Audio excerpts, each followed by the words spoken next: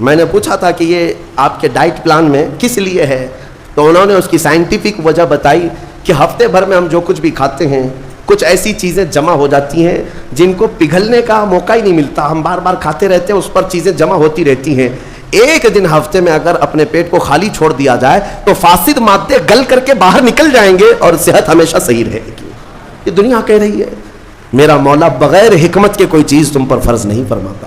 بعض لوگوں کو ایسا لگتا ہے کہ رمضان میں لوڈ شیڈنگ ہوتی ہوگی، کچھ خزانہ خدا میں بچت کے لیے لوگوں کو بھوکا اور پیاسا رکھا جاتا ہے، کچھ رزق بچا لیا جائے. نادانو، اللہ رب العزت جو پوری کائنات کا رزاق حقیقی ہے اسے کسی چیز کی کمی نہیں ہے. یہ روزے جو فرض کیے گئے خزانے میں بچت کے لیے نہیں بلکہ ہمارے جسموں کی اور ہماری روحوں کی اصلاح کے لیے، ہماری روحوں کی اصلاح اور جسموں کی اصلاح کے لیے ہمیں تقویٰ ملے. میں آپ کو بتاتا ہوں، ایک سوال میں آپ سے پوچھتا ہوں. آج رمضان میں یہ بہت ضروری ہے کیونکہ رمضان ہونے کے بعد بھی سب کو پتا ہے کہ چاند دکھتے ہی اللہ شیطانوں کو قید کر لیتا ہے.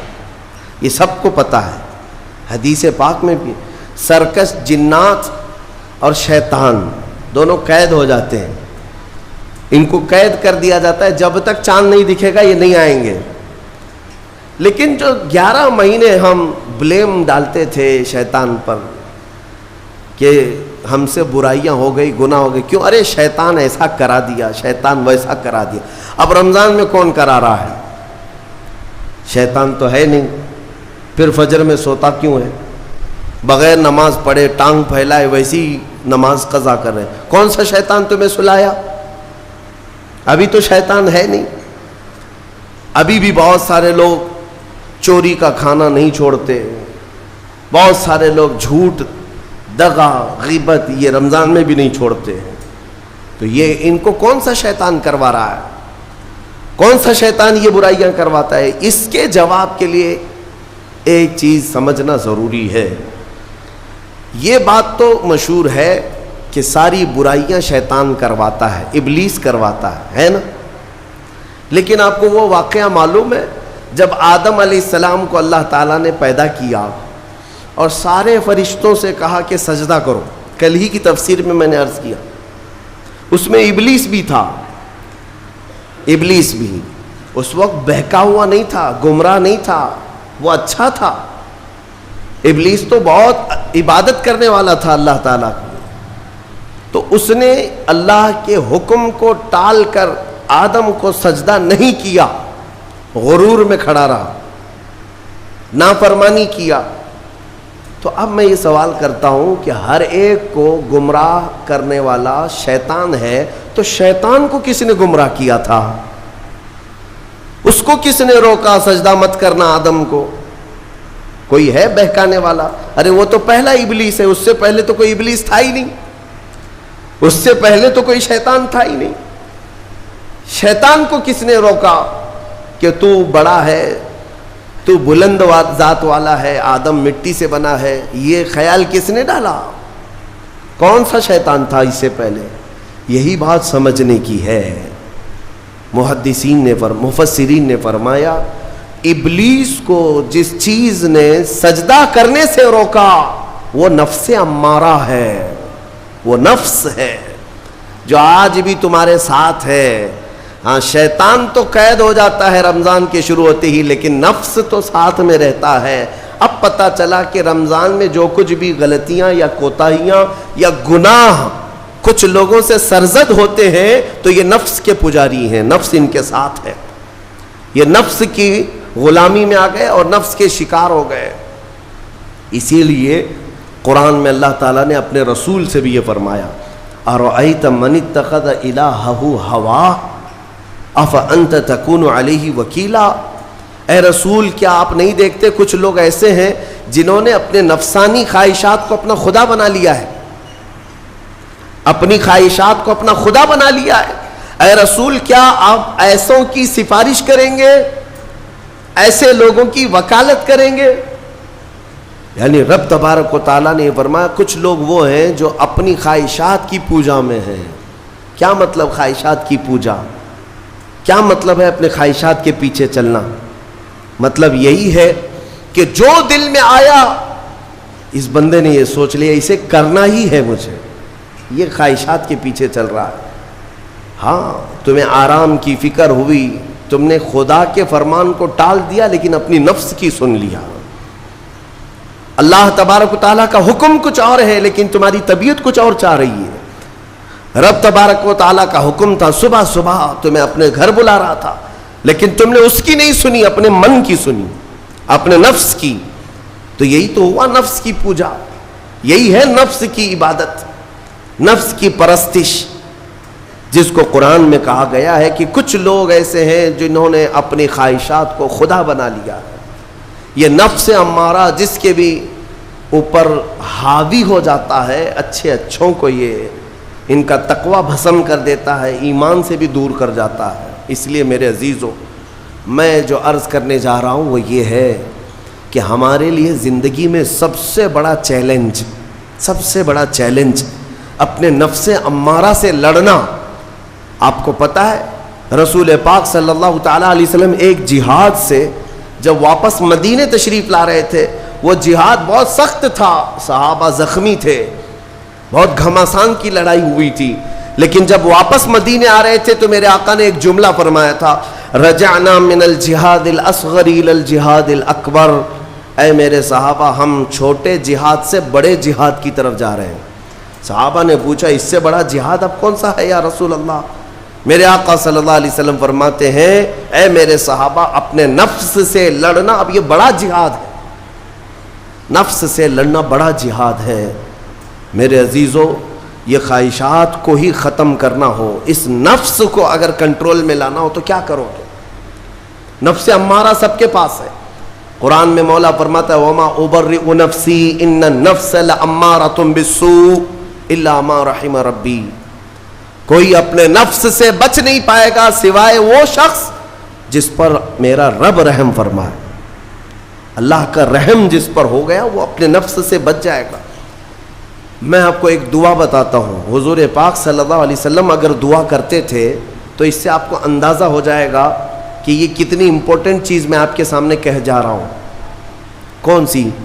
حضور جب دعا کرتے تھے تو یوں کہتے تھے اللہ کی بارگاہ میں، اللہم لا تکلنی الی نفسی طرفۃ عین۔ اے اللہ تو مجھے میرے نفس کے حوالے ایک منٹ کے لیے بھی مت دینا، تو اپنی حفاظت میں رکھ۔ حضور جب یہ دعا کرتے تھے کہ مجھے میرے نفس کے حوالے ایک منٹ کے لیے، طرفۃ عین کہتے ہیں پلک جھپکنے کے برابر، اتنے ٹائم کے لیے بھی اے اللہ تو مجھے میرے نفس کے حوالے مت کرنا، تو اپنی حفاظت میں رکھ۔ سید الانبیاء جب یہ دعا کرتے ہیں تو اندازہ کرو اے مومنو، نفس کی تباہ کاریاں کیا کیا ہیں، یہ کتنوں کو ہلاک کر دیتا ہے، کتنوں کا عمل ضائع کرتا ہے، کتنوں کا ایمان ختم کرتا ہے۔ اب میں جو بات کہہ رہا ہوں وہ یہ توجہ سے سنو، یہ نفس امارہ جس نے شیطان کو بھی گمراہ کیا، شیطان کو بھی بہکا دیا، یہ نفس آدم کو سجدہ نہ کرنے کا جو غرور پیدا کیا، یہی نفس امارہ تھا۔ اس نفس امارہ کو اگر کوئی کنٹرول کرا سکتا ہے تو وہ ماہ رمضان المبارک، بس یہی ہے رمضان کی فضیلت۔ رمضان المبارک اس لیے تمہیں دیا گیا کہ بڑی بڑی طاقتیں تمہارے نفس کو قابو میں نہیں کر پائیں گی، لیکن رمضان کے روزے تمہیں کنٹرول میں لے آئیں گے، کنٹرول میں لائیں گے۔ اب سمجھ میں آیا کہ روزے کیوں رکھائے جا رہے ہیں؟ ارے گرمیوں کی شدت ہے، ادھر حلق سوکھا جا رہا ہے، پیٹ پیٹ سے لگ جاتا ہے۔ ان لوگوں کو پوچھو روزہ کیسا ہوتا ہے جو مزدوری کرتے ہیں، ان لوگوں سے پوچھو جو دن بھر کام کاج کرتے ہیں۔ میرے عزیزوں، روزے رکھنے کے بعد کیا رب تبارک و تعالی کسی کو اس کی طاقت سے زیادہ تکلیف دینا چاہتا ہے؟ نہیں میرے عزیزوں، وہ رحمان ہے۔ اس نے جب تمہیں ماں کے پیٹ میں 9 مہینے رزق دیا تو کیا کائنات میں نہیں دے گا؟ تمہیں ماں کے پیٹ میں بھی رزق دیتا رہا۔ تم جب دنیا میں آئے، تمہارے ماں کے سینے میں خون سے دودھ کس نے بنایا؟ تمہارے رزق کا انتظام کرنے والا وہ خدا۔ اگر تمہیں حکم دیتا ہے کہ صبح سے لے کر شام تک بھوکے رہو تو یہ اس کا ظلم نہیں بلکہ یہ عین کرم ہے اللہ تبارک و تعالیٰ کا رحم ہے تم پر کہ وہ مولا ہماری اصلاح چاہتا ہے کہ ہمارے اندر تقوی آ جائے جسم میں بھی اور روح میں بھی. اب ایک اور بات میں آپ کو بتا دوں, میں نے ایک بات پڑھی تھی نفس کے متعلق, یہ نفس امارہ. اسی لیے امام غزالی رحمۃ اللہ تعالیٰ علیہ نے فرمایا اللہ کی جو مخلوق ہے وہ 3 طرح کی ہے, ایک فرشتے, دوسرے انسان, تیسرے جانور. یہ 3 الگ الگ قسم کی مخلوق ہیں کیونکہ اللہ تعالیٰ نے تینوں کو جو چیزیں دی ہیں ان میں فرق ہے. فرشتوں کو اللہ نے عقل دیا ہے, نفس نہیں ہے. نفس, شہوت, برائی کرنے کی خواہش فرشتوں کے اندر ہے ہی نہیں, وہ سوچ بھی نہیں سکتے برائی کرنے کا. فرشتوں کو اللہ نے عقل دیا ہے اور عقل عزت والی چیز ہے. اور جانوروں کو اللہ نے نفس دیا ہے, عقل نہیں. عقل والے نہیں ہیں جانور, عقل والے نہیں, لیکن نفس ہے, شہوت ہے. شہوت بھی ہے, نفس بھی. لیکن انسان ایک ایسی مخلوق ہے جسے اللہ نے عقل بھی دیا ہے, نفس بھی دیا. مطلب یہ ہے کہ تمہیں اللہ نے ایک چیز فرشتوں والی دی ہے, ایک چیز جانوروں والی بھی دی ہے. دونوں تمہارے اندر ہے, عقل بھی ہے, نفس بھی ہے. لیکن امام غزالی فرماتے ہیں توجہ, جو بندہ نفس ہونے کے باوجود گناہوں سے اپنے آپ کو بچا لیا وہ بندہ فرشتوں سے بھی افضل ہے. کیوں؟ فرشتے اس لیے بچے ہوئے ہیں کہ ان کے پاس نفس ہے ہی نہیں, اور تم بچ رہے ہو تو کمال کی بات ہے. نفس ہوتے ہوئے بھی گناہ سے بچ گیا تو اس انسان کا مقام فرشتوں سے بھی اعلیٰ ہے. لیکن ساتھ ہی امام غزالی یہ بھی فرماتے ہیں عقل ہونے کے باوجود اگر گناہوں سے نہیں بچتا تو پھر وہ جانوروں سے زیادہ ذلیل ہے, کتے اور خنزیر سے بھی گیا گزرا ہے. کیونکہ جانور تو بیچارہ معذور ہے, اسے عقل نہیں ہے, نفس ہے. تمہارے پاس عقل ہے, اس کے باوجود حرام کاریاں کر رہے ہو تو جانوروں سے زیادہ گر گئے. فیصلہ تمہارے ہاتھ میں ہے کہ تم کون سی زندگی گزارنا چاہتے ہو, کون سی, کہ تم نفس کے پجاری بن جاؤ یا عقل کا صحیح استعمال کر کے فرشتوں والی صفات پر عمل کرو. عزیزان گرامی وقار, نفس اور عقل یہ جو 2 چیزیں ہیں ان کو میں آپ کے سامنے تھوڑا سا کھول کر کے عرض کرتا ہوں. عقل جو ہے عزت والی چیز ہے, جسے بھی دی گئی ہے وہ عزت والا ہے. کیوں عزت والی ہے یہ عقل؟ پوری دنیا میں عقل کا ہی تو کمال ہے. جس کے پاس عقل ہے وہ بادشاہ ہے, جس کے پاس عقل ہے وہ لوگوں کو ہانکتا ہے, پوری دنیا کو ادھر سے ادھر کر سکتا ہے. عقل. اور نفس جو ہے, نفس برائیوں کی طرف بلانے والا, عیاشی کی دعوت دینے والا, موج مستی کرانے والا اور اپنے آپ کو تباہ کروانے والا. اچھے بھلے نوجوان 25 سال کی کڑیل جوانی ہے, کون ہے جو انہیں نشے کے اڈے پر لے جاتا ہے؟ کون ہے جو ان کو تباہ و برباد کرتا ہے؟ نوجوان کو اچھی طرح سے معلوم ہے کہ میں کوکین, افیون, ہیروئن لوں گا تو میرے جسم کے ساتھ کیا ہوگا, اسے معلوم ہے. لیکن اس کے باوجود عیاشی کروانا یہ نفس کی عادت ہے. کسی کے اوپر نفس غالب آتا ہے, کسی کے اوپر عقل غالب آتی ہے. عقل جس کے اوپر غالب آ گئی وہ اچھا آدمی ہے, نفس جس کے اوپر غالب آ گیا وہ شیطان کا پجاری ہو گیا, نفس کی سننے والا. اب یہ دونوں جو چیزیں ہیں میں بتاتا ہوں آپ کو. روایت میں ملتا ہے کہ جب اللہ نے عقل کو بھی پیدا کیا اور نفس کو بھی پیدا کیا تو اپنے سامنے حاضر کیا, عقل سے پوچھا کہ اے عقل بتا میں کون ہوں اور تو کون ہے؟ عقل نے کہا یا ربی انا عبدک وانت ربی, اے اللہ میں تیرا بندہ ہوں اور تو میرا رب ہے. عقل نے کیا کہا؟ میں تیرا بندہ ہوں اور تو میرا رب ہے. اللہ نے عزت سے نوازا, اقرار کیا نا بندہ ہونے کا. عقل نے اقرار کیا. پھر نفس کو بلایا, نفس سے پوچھا بتا میں کون ہوں اور تو کون ہے؟ نفس نے کہا انت انت انا انا, تو ہے میں ہوں. یہ غرور تھا نفس کے اندر, یہ گھمنڈ تھا نفس کے اندر کہ میں ہوں. نفس جس کے اندر غالب آتا ہے وہ آج بھی یہی کرتا ہے، میں ہوں، کسی کے سامنے کیا جھکنا ہے. تو حکم ہوا کہ اس نفس کو 100 سال جلایا جائے. 100 سال جلایا گیا، اس کو عذاب دیا گیا نفس کو. 100 سال بھگتنے کے بعد، آگ کی تپش بھگتنے کے بعد اسے پھر لایا گیا نفس کو. اللہ تعالیٰ نے پوچھا اے نفس بتا میں کون ہوں اور تو کون ہے؟ نفس نے کہا انت انت انا انا، تو ہے میں ہوں. غرور نہیں ٹوٹا، گھمنڈ نہیں ٹوٹا. حکم ہوا اللہ کی طرف سے فرشتوں کو، اس نفس کو اب 100 سال تک بھوکا اور پیاسا رکھا جائے، کوئی چیز نہ دی جائے. اسے سخت سزا دی گئی.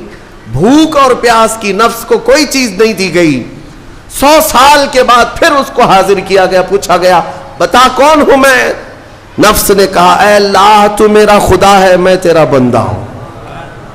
فرمایا بزرگوں نے کہ نفس کو اگر کوئی جھکا سکتا ہے تو وہ بھوک ہے، اسی لیے مولا نے رمضان کے روزے تم پر فرض فرمایا. نفس کو جھکا سکتے ہو، نفس کو کنٹرول میں لا سکتے ہو تو بھوک کے ذریعے سے. ہاں یہ بھوک اور پیاس یوں ہی نہیں دی گئی ہے.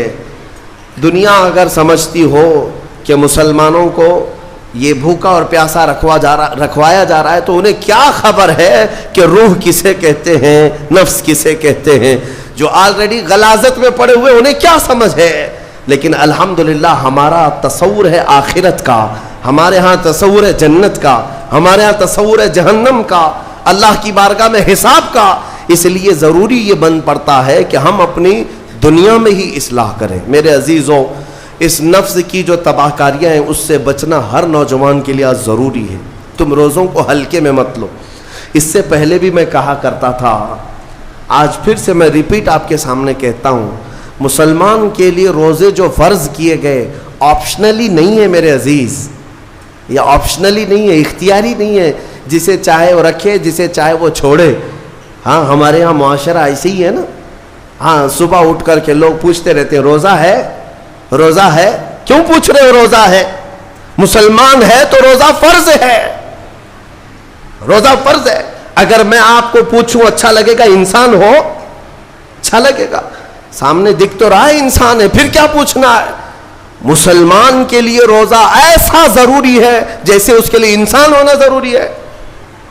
وہ روزے چھوڑتا کیوں؟ ہاں چند ہی چیزیں ہیں جہاں تخفیف دی گئی ہے شریعت میں. وہ سفر ہے یا مرض ہے، ایسا مرض کہ جس سے وہ نہیں برداشت کر پاتا، اس میں اللہ تعالیٰ نے اسے چھوٹ دی ہے، رخصت دی ہے. یا حاملہ عورت ہے، یا دودھ پلانے والی عورت ہے، یا پھر اب بہت سارے لوگ ایسے ہیں جو ہٹے کٹے ہیں، تندرست ہیں، توانا ہیں، روزے چھوڑے ہوئے ہیں. میرے عزیز سب ہونے کے بعد اگر روزہ چھوڑنے کی کسی کو رخصت ہے نا تو وہ صرف ان عورتوں کو جن کی ماہواری آتی ہے مہینے میں یا بچے کے بعد. حیض و نفاس والی عورتوں کے لیے روزہ نہیں ہے. تو میں ان لوگوں سے پوچھتا ہوں کیا تمہاری بھی ایسی کیفیت ہے جو تم روزہ چھوڑے گھوم رہے ہو؟ ناپاک ہو؟ ناپاکی آئی ہے؟ نہیں ہے تو پھر کیوں روزہ چھوڑتے ہو؟ ایک روزے کو چھوڑنے کی سزا حدیث میں بتائی گئی 900 سال دوزخ میں رکھا جائے گا. 900 سال. اب کیلکولیٹ کرو اگر تمہاری زندگی کے روزے قضا ہیں تو کتنے 100 سال جائیں گے. اسی لیے میرے عزیزو جب تک طاقت ہے روزے فی الحال کے رکھو ہی رکھو. اگر پیچھے کے چھوٹے ہیں تو اسے بھی پہلے کمپلیٹ کر لو، ورنہ قیامت کے دن کی سزائیں نہیں برداشت کر پاؤ گے، بھگت نہیں پاؤ گے. یہ ہم جو بار بار کہتے ہیں آپ کے روزہ رکھنے سے میرا کیا ہے، ہم تنبیہ صرف اس لیے کرتے ہیں کہ قیامت کے دن اللہ تعالیٰ کے عذاب میں گرفتار نہ ہو جاؤ، عذاب میں گرفتار نہ ہو جاؤ. اور ہمارے بزرگوں نے ہمیں تعلیم دی ہے کہ اللہ تعالیٰ جب 11 مہینے کھلاتا پلاتا ہے اور وہی مولا ایک مہینہ اگر حکم دے تو یہ کس قدر بندے کی ناانصافی ہے کہ اپنے مولا کے حکم کو پیٹ پیچھے ڈالتا ہے اور پھر کھاتا پیتا رہتا ہے. کیا اسے اپنے رحمان کی رضا کی اتنی بھی فکر نہیں ہے؟ کہ یہ میرے مولا کی رضا ہے روزہ. اسی لیے تو اس مولا نے فرمایا روزہ میرے لیے ہے اور اس کی جزا کچھ نہیں, میں خود بندے کا ہو جاؤں گا. الصوم لی وانا اجزا بہ. اور ایک حدیث میں اجزی بھی پڑھا گیا, یعنی روزہ میرے لیے ہے اور میں ہی اس کی جزا ہوں, میں ہی اس کی جزا ہوں. مطلب یہ ہے کہ دوسرے اعمال کی جزا میں جنت ہے, محلات ہے, الگ الگ ثواب ہے, لیکن روزے کے متعلق مولا نے فرمایا میں خود ہی اس کی جزا ہوں.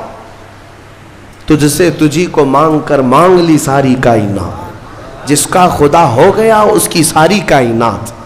میرے عزیزوں, اللہ تبارک و تعالیٰ اگر کسی بندے کا ہے تو پھر اس کے کیا کہنے. اچھا, ایک اور اس میں حکمت یہ ہے, روزہ جو رکھا جاتا ہے یہ بندے اور اللہ کے بیچ کا راز ہے, دوسرے کسی کو پتہ نہیں. میرا روزہ آپ کو نہیں معلوم, آپ کا روزہ مجھے نہیں معلوم. چہرہ دیکھ کر کے کچھ بھی کہا جا سکتا ہے. ہاں, چہرہ دیکھ کر کسی کا روزہ پتہ چلے گا. آپ کل سحری کر کے نیت کر کے روزے سے آئے ہیں, کسی کی پیشانی پہ تو لکھا نہیں ہے کہ یہ روزے دار ہے. آپ نے کہا ہم نے مان لیا, لیکن حقیقت کیا ہے یہ تم جانو گے, اللہ ہی جانے. بہت سارے تمہارے پاس موقع ایسے آتے ہیں جب ایک ایک گھونٹ نگل سکتے ہو, وضو کے بیچ میں, غسل کے بیچ میں, جب کوئی نہ دیکھ رہا ہو تب چٹکیاں لے کر اندر ڈال سکتے ہو, کوئی نہ دیکھ رہا ہو. لیکن بندے اور مولا کے درمیان کا ایک راز ہے روزہ. اسی وجہ سے ایک حدیث میں ملتا ہے قیامت کے دن جب ایمان والوں کو جمع کیا جائے گا اور جن کی بخشش ہو جائے گی تو ان میں ایک جماعت ایسی ہوگی جو جنت کی طرف اڑتے ہوئے جا رہے ہوں گے اور جنت میں پہنچ جائیں گے, کسی کو نظر نہیں آئیں گے, بہت تیزی سے وہ جنت پہنچ چکے ہوں گے. باب الریان ایک دروازہ ہے جو صرف روزے داروں کے لیے, جن کے روزے اللہ کی بارگاہ میں پسند آ گئے, وہ دروازہ صرف ان کے لیے. وہاں پہنچ چکے ہوں گے, بہت سارے اہل اللہ, بڑے بڑے مقامات والے وہاں موجود ہوں گے. پوچھیں گے تم کہاں سے آئے, کون سے راستے سے آئے؟ نہ وہاں نظر آئے نہ راستے میں نظر آئے, یہاں کیسے پہنچے؟ تو وہ کہیں گے کہ اللہ تبارک و تعالیٰ نے ہمیں روزوں کی وجہ سے یہ مقام دیا. رب تعالیٰ کی طرف سے ارشاد ہوتا ہے کہ ان بندوں نے دنیا میں جو روزہ رکھا تھا وہ سب سے چھپا ہوا تھا, کسی کو پتہ نہیں تھا روزہ ہے یا نہیں. اس لیے جب میں نے ان کے روزے قبول کیے تو سب سے چھپا کر انہیں جنت کی طرف بھیج دیا. وہاں پر بھی یہ جزا دی گئی. میرے عزیزوں, فضیلتیں بہت ساری ہیں, سب کو پتہ ہے, لیکن میں جو کہہ رہا ہوں وہ یہ ہے کہ اگر اپنے نفس کو کنٹرول میں لانا ہو تو یہ روزے شرط ہیں. ایک صحابی حضور کی بارگاہ میں آئے, جوان تھے, کہا کہ یا رسول اللہ صلی اللہ علیہ وسلم, جوان ہو چکا ہوں, شادی کی عمر ہے, لیکن شادی کرنے کی طاقت نہیں, مال نہیں, اسباب نہیں, کیا کروں؟ شادی نہ کرے تو گناہوں کی طرف چلے جائیں, خواہشات ہیں انسان کی. تو جانتے ہیں میرے آقا صلی اللہ تعالیٰ علیہ وسلم نے کیا فرمایا کہ اگر استطاعت ہے تو شادی کر لے ورنہ روزہ رکھ لے. شادی کے بدل ڈائریکٹ کون سی چیز؟ روزہ. فرمایا اس لیے کہ روزہ تمہاری شہوت کو ختم کرتا ہے, تمہارے اندر صبر قائم کرتا ہے. عزیزان گرامی, حدیث پاک کا یہ مفہوم میں آپ کے سامنے رکھ رہا ہوں. تربیت میں میرے آقا نے ان نوجوانوں سے کہا جن کی شہوت غالب ہے, جو گناہوں کی طرف زیادہ جا سکتے ہیں, ان کے لیے فرمایا گیا وہ روزہ رکھیں, کنٹرول میں رہیں گے. صرف رمضان کا ہی نہیں, سال میں اور بھی دنوں میں روزہ رکھو تاکہ تمہارا نفس قابو میں رہے, کنٹرول میں رہے. میں چند مہینے پہلے کچھ نوجوانوں کی کثرت کو دیکھ رہا تھا جو اپنے جسم کو شیڈول بنانے کے لیے, مینٹین کرنے کے لیے ڈائٹ پلان تیار کر رہے تھے. تو اس میں ایک بہت ہی بڑے ڈاکٹر ہیں جنہوں نے ڈائٹ پلان دیا, تو اس میں انہوں نے مینشن کیا کہ ہفتے میں ایک دن بھوکا رہنا چاہیے, صبح سے شام تک. وہ نان مسلم ہے. میں نے پوچھا تھا کہ یہ آپ کے ڈائٹ پلان میں کس لیے ہے, تو انہوں نے اس کی سائنٹیفک وجہ بتائی کہ ہفتے بھر میں ہم جو کچھ بھی کھاتے ہیں کچھ ایسی چیزیں جمع ہو جاتی ہیں جن کو پگھلنے کا موقع ہی نہیں ملتا, ہم بار بار کھاتے رہتے ہیں, اس پر چیزیں جمع ہوتی رہتی ہیں. ایک دن ہفتے میں اگر اپنے پیٹ کو خالی چھوڑ دیا جائے تو فاسد مادے گل کر کے باہر نکل جائیں گے اور صحت ہمیشہ صحیح رہے گی. یہ دنیا کہہ رہی ہے. میرا مولا بغیر حکمت کے کوئی چیز تم پر فرض نہیں فرماتا. جس نے ہمارے جسموں کو بنایا، جس نے ہماری روح کو بنایا، وہی زیادہ بہتر جانتا ہے کہ ہمارے حق میں کیا چیز اچھی ہے.